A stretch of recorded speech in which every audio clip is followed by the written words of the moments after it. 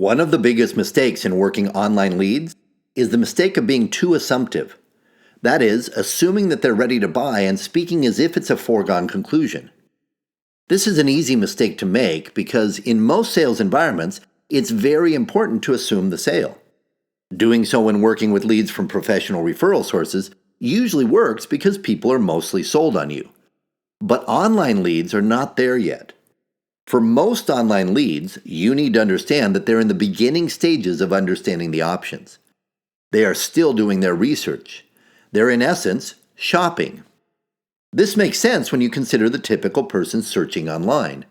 As I'm sure you know, the ideal online lead is usually the adult child, usually a daughter, who's looking to find care for one or both of her parents or in-laws.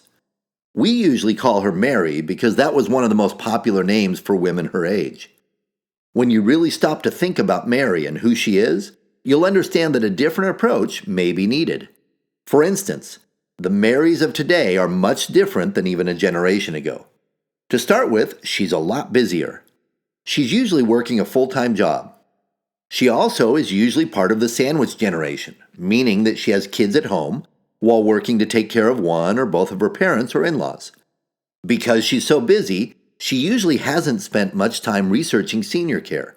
Instead, she waits until there's an emergency that forces her hand. Mom fell, or dad's Alzheimer's suddenly got worse, or any number of other events that cause her to spring into action. But she doesn't spring into action in the same ways that her predecessors did.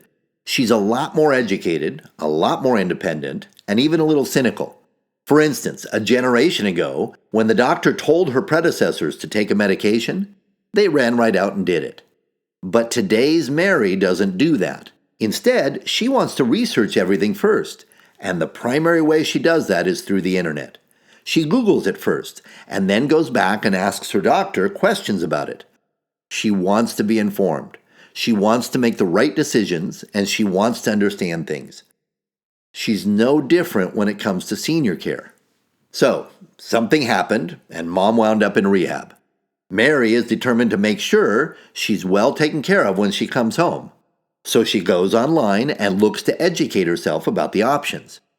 She's usually not ready to make a decision until she has all of the information. That's why she went on the internet to begin with. She wants to compare her options and understand them. It's not that she'll never make a decision. She simply needs to be treated like a smart, educated woman. Until she gets what she's looking for, she's going to keep looking. So one of the biggest keys to winning Mary's business is to meet her where she's at.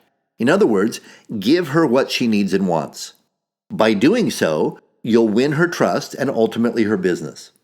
She wants to work with people who will educate her and treat her like the intelligent, capable woman that she is. She also wants to work with experts, and she determines expertise based on how much she can learn. You see, as I know you're aware of, we live in the information age.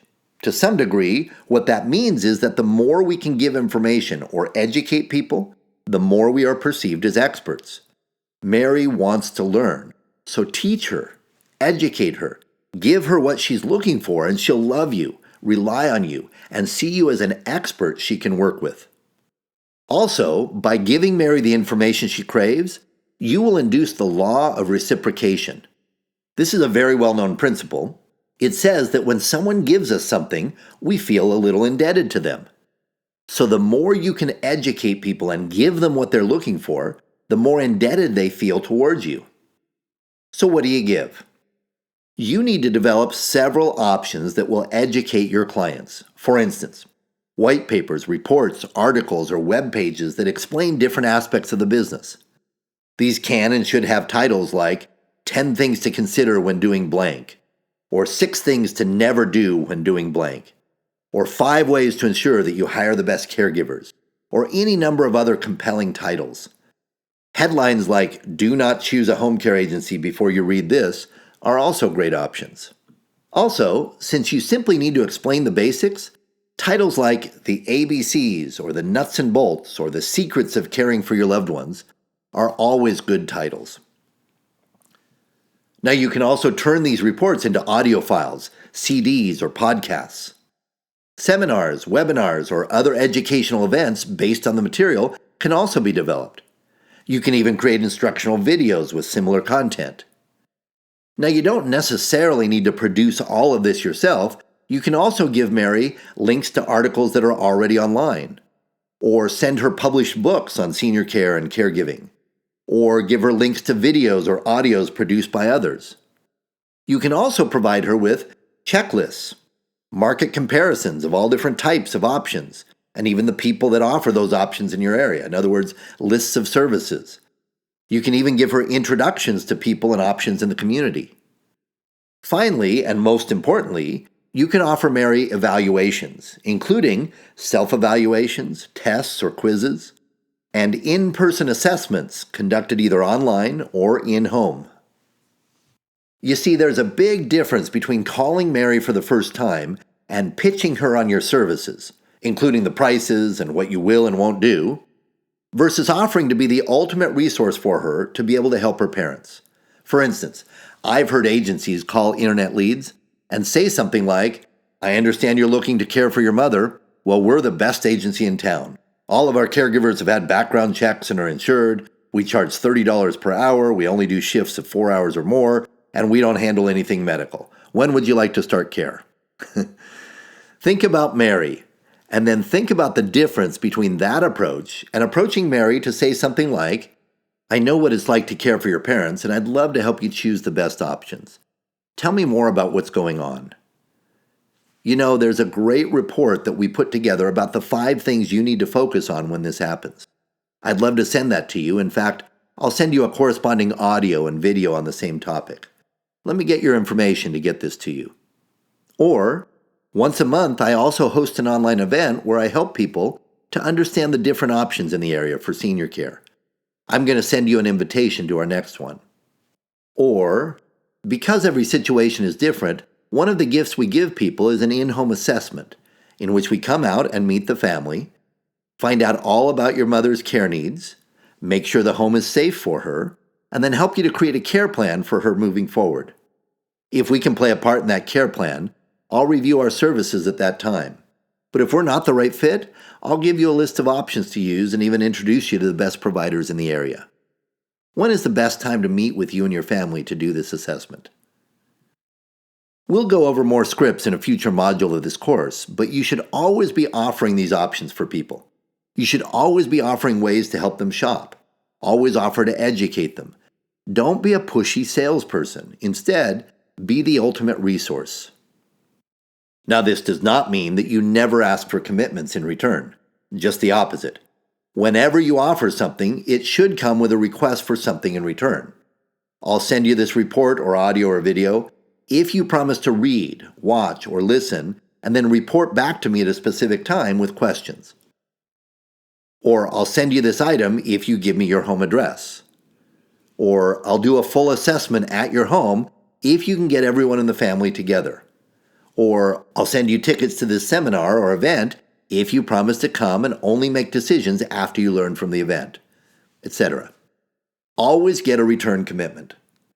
Now, it's also a good idea to spell out a process to follow in order to educate themselves and decide on which services to hire to help their parent. That process will vary with each potential client because they all have different circumstances and levels of urgency. But in each case, give them steps to take. For instance, you can tell them that they should take 4 steps to make sure that they get the right care for their mother. Maybe it starts with step 1 being that they watch the video you send, or read the report, or get the checklist. Step 2 could be gathering their family for an in-home assessment you will conduct. Step 3 is the assessment, and step 4 is to build a care plan, and so on. People respond well to having an expert lay out the steps they should follow to get the best results.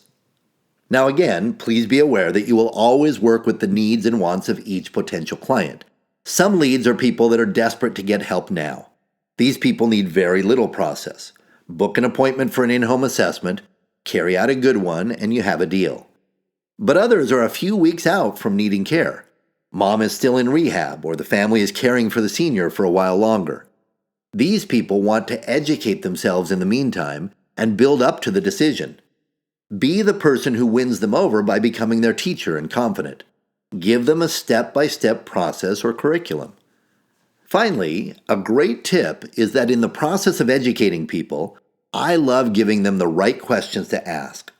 But of course, I always frame the questions so that my agency stands out.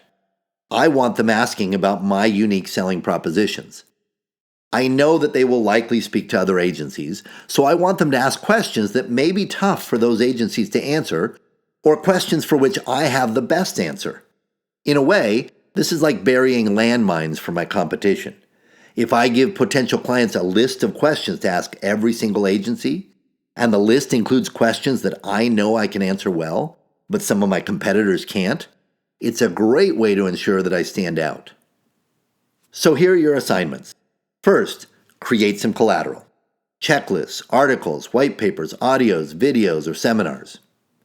Second, if you do not already have one, script a really good in-home assessment.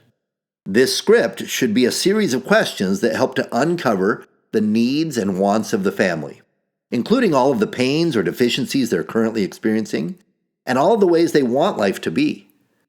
This is not a clinical intake assessment. Instead, it should be an opportunity to truly explore what they want and need. And third, create an ideal process that clients should follow to educate themselves and ultimately choose you, and then practice explaining it to people. So get this stuff ready to help people to shop, and then join me for the next module in this course.